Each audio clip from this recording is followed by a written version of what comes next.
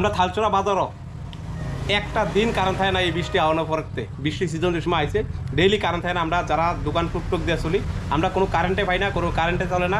প্রশাসনের লগে তারা লগে কারেন্টের ডিপার্টমেন্টের লগে অনেকবার এই বিষয়ে আমরা কথা কইছি। আমরা যারা দোকানদার আছি আমরা কথা কইছি, আমরা জিনিস নষ্ট হইতেছে, অনেকে কেউ দোকানদারি করতেছে না, দোকানদারের জিনিস নষ্ট হইতেছে, কোনো কাজ করতাম পারতাছি না।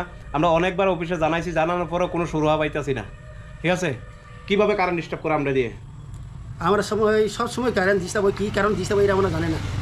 কারণ কী লাইন যে আমরা এখানে লাইনটা কী কি লাইন ঠিক করিনি না ঠিক কীটা করে কিছু বুঝে না, সবসময় কারেন্ট নাই।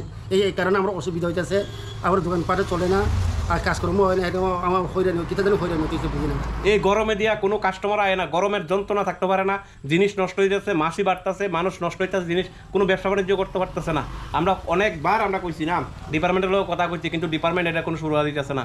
কালকে সারা দিন এক বিন্দু কারণে, রাত্রে একটু আইছে, আবার সকাল ভোরবেলা গেছে, এখন অব্দি কোনো কারণ নাই। এভাবে প্রতিদিন চলতেছে।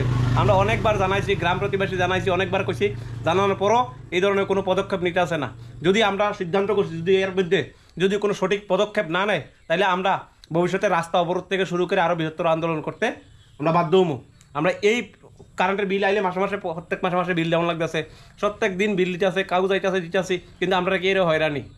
এইভাবে আমরা চাই এটা প্রশাসন খুব শীঘ্রই এটার সলিউশন করক, আর আমরা কারেন্টের সুব্যবস্থা করে দেখ। এভাবে কারেন্ট আইয়ে যায় একদিনে মনে নাহলে 100 বার যায়, কারেন্ট যদি যেদিনও থাকে 100 বার যায়, 100 বার আইয়ে কারেন্ট আইয়ে যায়। ঠিক আছে নি, আমরা এটা একটা সঠিক সুরাহা চাই, খুব শীঘ্রই যাতে এটা সুরাহা করে এই ডিপার্টমেন্টের।